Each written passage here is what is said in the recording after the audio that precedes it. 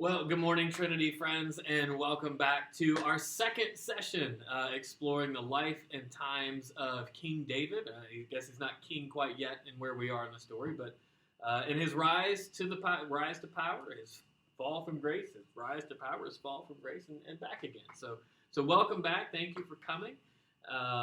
And we are here today. Today's kind of more of a fun day. This is going to be familiar territory for us. Very familiar.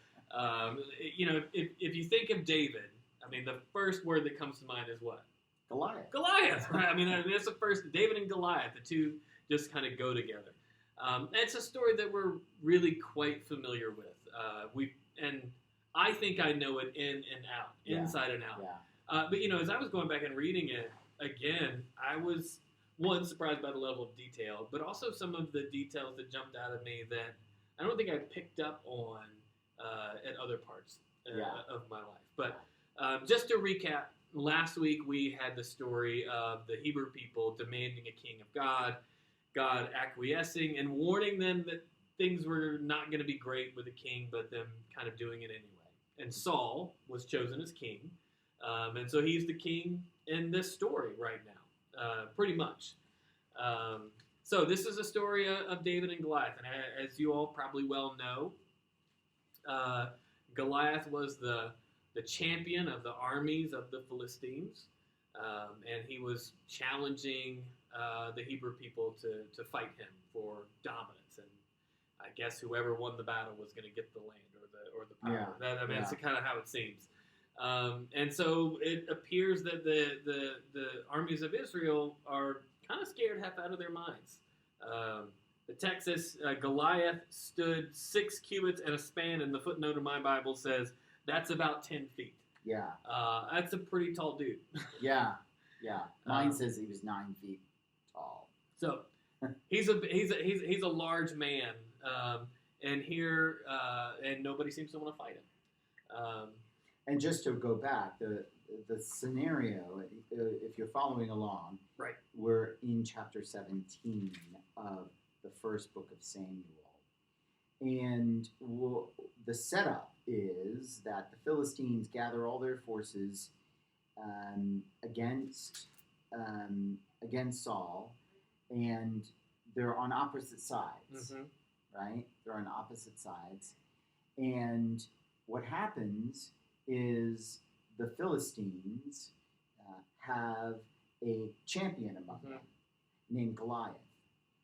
And Goliath must say something to himself like, well, why should we fight these people, right? Right. Let's have a one-on-one. Yeah. Let's have a duel. Let's have a duel. Aaron Burr and Absolutely. Absolutely. Let's have a duel. And Goliath comes out and says, let's not have a war. Let's have a duel if you can find someone to send to us. Yeah, this is like, really playing at the male ego here. Absolutely. If you can find someone. And they can't find anybody. And they can't find anybody. And this goes on for how long does it say? Forever. For a while. It goes on for a long time. Every morning they get up and they look at each other across the way, so to say, whether it's a field or whatever it is, and Goliath stands there and shouts. Yep, challenges them again. Why do you come out? Just send one of your people out, and we will settle this once and for all. And the people of Israel were dismayed and greatly afraid. And it takes somebody who's actually doesn't appear to be in the army. Right. Somebody who's bringing lunch for the army. This is the level of detail that's really delightful. Actually, he's bringing 10 different cheeses. Right. So David's dad, Jesse, sends him to the front lines to basically bring lunch to his brothers. To food, and to bring back a report back to Jesse to say everything's going. But I love the detail. It's not just lunch. It's roasted grain. Right. With 10 loaves of bread and 10 cheeses. Now, I want to know which cheeses were there. I didn't know they had 10 different kinds of cheeses. But yeah, I mean, it sounds very feastly. Good protein, good carbohydrate. It's a great, charcuterie board here.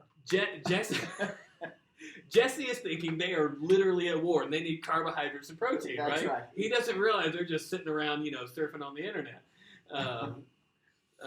And so here comes David. Yeah, and we get the retelling, if you will, of Jesse's choosing, if you will. Right? Because they need to. Saul needs to be reminded of who this is, right? And so David, so David gets to the front lines. Yeah. And everybody's, of course, talking about what's going on with Goliath. That's all they can talk about and think about. And so David overhears them saying, "Have you seen this man who has come up to us? Surely he has come to defy Israel. The king will greatly enrich the man who kills him and will give him his daughter and make his family free in Israel." You'll get the girl. That's right. And you'll be rich. And you'll be part of the royal family. And you'll be part of the royal family. Suddenly he'll get riches and power. And, growing up in the evangelical world, David enters this battle for altruistic reasons to defend the God of Israel. Uh-huh. Now, when I read this, and he really does seem to perk up at this, really kind of complicates that narrative in my head. And he kind of becomes interested in taking up this battle. And here's a guy who we know from the previous chapter is the youngest son of Jesse. So that's why he's at home being the shepherd, doing the scut work, so to speak, of the family. He's not going to inherit any land. He's smaller than his brothers, and so he's staying home. And, shepherding was not exactly the most manly profession. That was a profession that you see women doing in the Old Testament too. So Rachel was a shepherdess. So, not the most manly of things to go up against Goliath. Not the most manly of professions to be doing if you're going to go up against Goliath. Right. But David's interested in this. And he's interested. He asks what you'll get. They repeat what he'll get. And then his older brother is PO'd. He's very mad at him. He does not like David Horton in here. He's like, who are you to be asking about this as if you could do anything? His anger burned within him, and he said to David, "Why have you come down here? And with whom did you leave those few sheep in the desert? Go back and do your job." But I loved it. I mean, this is how his brother felt about him. "I know how conceited you are to think that you could do this, and how wicked your heart is. You only came down to watch the battle." So he doesn't have a high opinion of his youngest brother. No. At all. Well, and you start feeling sympathy for the younger brother because David says, "Now what have I done?" But see, as a younger brother myself, I hear the little Weasley nasal tone. What did I do? Oh, mommy, I was just asking a question, mommy. Oh, Lord. But then, of course... Can I just ask a question? Can I even speak? It says right here. Yeah. Can I even speak? And of course, David then immediately turns away and begins again asking about what the person who's going to get who kills Goliath. Yeah, that's right. He is interested in the reward. Yeah. Deeply. Yeah. So somehow David goes to Saul and says, "Don't lose heart." Okay, now let's think about the presumption of the shepherd boy coming with, bread and cheese, walking up to the king and saying, "Hey, I'll do this." Yeah, right. And Saul says, "You can't do this. You're just a kid." And he says, he really is cocky. He is very cocky. Yeah, he says, "What do you mean I can't do it? I've been keeping sheep." Like, what the hell have you been keeping sheep? What does that matter? But David says, "When a lion or a bear came out for the sheep, I went after it and struck it and rescued the sheep from its mouth." Look at the drama here, the hyperbole. "When it turned on me, I seized it by its hair, and I struck it." You can almost hear the older brother rolling his eyes. Oh my God. "Your servant," David says of himself to Saul, "has killed both lion and bear, and yet this uncircumcised Philistine will be like one of them." Well, and you juxtapose that with his older brother saying, like, "Who have you left the very few sheep that we actually have alone in the wilderness?" And here David saying, "You've already lost both of them. And here's David saying, "I've defended the sheep to the death." Like it almost feels like a con game going on here. Absolutely. Because Absolutely. he's interested in the prize. Yeah. He's interested in the prize. And so here's something interesting. Saul says, okay. And Saul literally gives him his own armor. Yeah. Which is interesting. And we'll see this later with Jonathan too, this idea that at this time, these warlords, they were powerful because they could fight. Right. That was part of how they held these tribes together. And so Right. the idea that here's the king giving over these symbols of power to this kid says something about both David's charisma and also Saul's personality here. Mm-hmm. But of course, it's too big for him. He can't wear it. It's too bulky. So he says, I'll just go grab some stones from the stream. Yeah. And Saul's going to regret this, but nevertheless. Right. This is where it begins, the kind of what ultimately is going to be David being set up as that much better than Right. Saul. Right. Because he didn't even need the armor. Right. Exactly. Right. Exactly. Right. And it's to demonstrate God's favor on David, right? Right. It's to Right. this idea that David didn't even need the shield and the sword. And Because we got ahead of ourselves. David says, "Thank you for these, but I can't walk in these. I can't wear them. These are just this is like a teenager saying, I don't need a coat." Right? I don't need a coat. I don't care if it's snowing. I It's don't need 30 a coat. degrees out. I don't need a coat. I don't care if I'm going to fight a I don't 10-foot need tall pants. giant. I can wear shorts. I don't care if I'm going to fight a 10-foot tall giant. I don't need any We're armor. both fathers of boys, so we get this whole deal. But the taunting that Goliath does is pretty intense. I mean, Yeah. this is the stuff that you think about happening in fantasy medieval epics almost. The champion coming out and taunting them with, am I a dog that you come to me with sticks? Goliath says to David. Yeah. Come to me and I will give your flesh to the birds of the air, to the wild animals of the field. And it's like, we had this test in journalism about if you could put something on the front page, does it pass the Cheerios test? Which means, can you read it and the reader in the morning newspaper not want to kind of like be sick? And like, I'm not sure this passes the Cheerios test exactly. Right.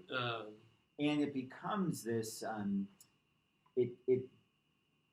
Well, a couple of verses earlier, he just happens to pick up these stones from the stream. Right. And what's going to happen is showing how David can be successful without a sword, right? Mm-hmm. That there's something about him, right? That's special, right? David says to the Philistine Goliath, "You've come against me with a sword and a spear and a javelin, but I come against you in the name of the Lord Almighty, the God of the armies of Israel, whom you have defied, and God will hand you over to me." So that all this assembly is going to know that the Lord doesn't save by the sword and spear. Right. For the battle's the Lord's, and He'll give it into our hands. So it's this idea that, He's got this supernatural force of God behind him. Right. And so they go at it. And it doesn't take long. Well, not really. I mean, David just throws his stone and it sinks. I love the language here. The stone sank into his forehead and he fell face down on the ground. And scene. This is where I think we normally end the story, at least in our children's books of the Bible. We end the story here. Absolutely, because the next sentence you do not put in a children's Bible. Not at all. Because then David grabs Goliath's sword. And you don't tell about it on Sunday morning. No, you don't tell in the lectionary. It doesn't pass the Cheerios test. Right. David, it says, verse 51, David ran and stood over him. He took hold of the Philistine's sword. So now the sword comes into play. Now the sword comes into play. And drew it from the scabbard. After he killed him, he cut off his head. Right. So, yeah, that's not something we hear in this story often. For as many times as I've read this in a children's Bible, as many times as I've heard this preached on, nobody ever talks about the beheading of Goliath. Right. And probably rightfully so. Right. But this becomes kind of the folk hero moment for David. It's the thing that we think about and talk about, and it really wins him the king's favor. He does wind up marrying Saul's daughter, Michal, and he does wind up kind of being a part of Saul's court. Now, that gets complicated. It gets complicated really fast. Very fast. Right. So they go out to war like almost immediately. They're chasing down the Philistines. Right. And then Saul sets David, it says, and we're moving on to chapter 18, that Right. Saul sets David over his armies, and all the people approved. But then when they come home, in chapter 18, verse 6, people start singing and dancing as they come home to meet King Saul with tambourines and songs of joy, musical instruments, and they're making wonderful, happy music. And they're singing this to Saul. The text matters. Saul has killed his thousands and David his 10,000s. Ooh, that hurts. And then Saul was very angry for this saying displeased him. Yeah, and that changes everything right there. It's like the next day it says Saul gets an evil spirit, which is kind of the language in the scripture for him getting really angry and murderous and trying to kill David. His jealousy is very volcanic, really. It's very volcanic. Yeah. And there's really, even though he'll go back and forth over the next several chapters about whether or not he loves David and whether or not David's, his friend and his ally, he never really seems to be able to shake And this. David has become best friends with his son. Right. David's been, and we'll talk more about that next week. But David's intimated himself deeply within Saul's family, with Saul's son Jonathan, with his daughter Michal, and they both kind of choose David over their father. Yeah. As Saul begins to try to assassinate David in a number of different ways, one of the ways he tries to assassinate him is going to David's house where he lives with his wife Michal, his own daughter, to try to kill him. And Michal creates this dummy in his bed with an idol and goat's hair and says he's sick and tells David he needs to flee because otherwise her dad's going to kill him. Verse 28 of chapter 18, when Saul realized that the Lord was with David and that his daughter Michal loved David, Saul became still more afraid of him, and he remained his enemy. Well, it's like the walls. For the rest of his Saul days. feels like the walls are closing in on him, I suppose. His back's up against the wall. He's about to be dethroned, and we all know what being dethroned means. It normally means you're going to die. This is your life. So Saul seeks out David time and time again, chases him all over the countryside, chases him all over the area, and David is fleeing and hiding with his kind of band of merry men. He's not really Robin Hood, but it has that feel of trying to hide out in the wilderness and escape these deadly threats. And what's interesting is Saul has these opportunities to kill David, and he tries to kill David, and David escapes. And then in the course of being chased, it's kind of like, when you chase somebody long enough that you start coming around on the back of them, like this begins to happen. And, David finds out where Saul is, and he's in a cave in one instance, and he's sleeping, and David has the opportunity and is encouraged by his men to kill King Saul. And David kind of suddenly develops a sense of ethics and says, he's the anointed of the Lord. How dare I kind of raise my hand against him? And, cuts off a piece of his cloak or something like that. To then confront Saul with, say, I had an opportunity to kill you, and I didn't. Then Saul gets upset and says, oh, I love you, David. Please forgive me. It's just this back and forth. Dysfunctional. It's very dysfunctional. And so David exhibits mercy towards Saul on a couple of occasions. But David eventually has to completely flee the country and kind of get out of town, in other words, which we'll talk about next week. But it's this fascinating dynamic of a king. Saul was a rightful king. David is chosen while Saul is king. So Saul's king. God begins to disfavor Saul and then wants to favor David. So David's anointed. So as we talked about last week, we have this moment where they kind of have two kings. Yeah. Both David and Saul have been anointed, but clearly God favors David. He can defeat Goliath. And this kind of very violent, bloody rivalry begins to develop between their two houses that doesn't stop when Saul dies. No. So I mean, it's a fascinating thing. So of course, traditionally we think of the story of David and Goliath as the story where David rises to kind of prominence and power. But there's got to be more to it than just he beats up a big guy. Yeah. I mean, It's the beginning of an entire journey. Yeah. In this struggle, Right. That we seek to see how God's working in this. Right. David reminds me in some ways of some of the other kind of younger brothers that we see in Scripture. So you've got, both in good ways and bad ways, because you've got Jacob and Esau, Jacob being the younger brother, whom God winds up favoring, but is also not the most ethical person in the world, who's definitely an opportunist,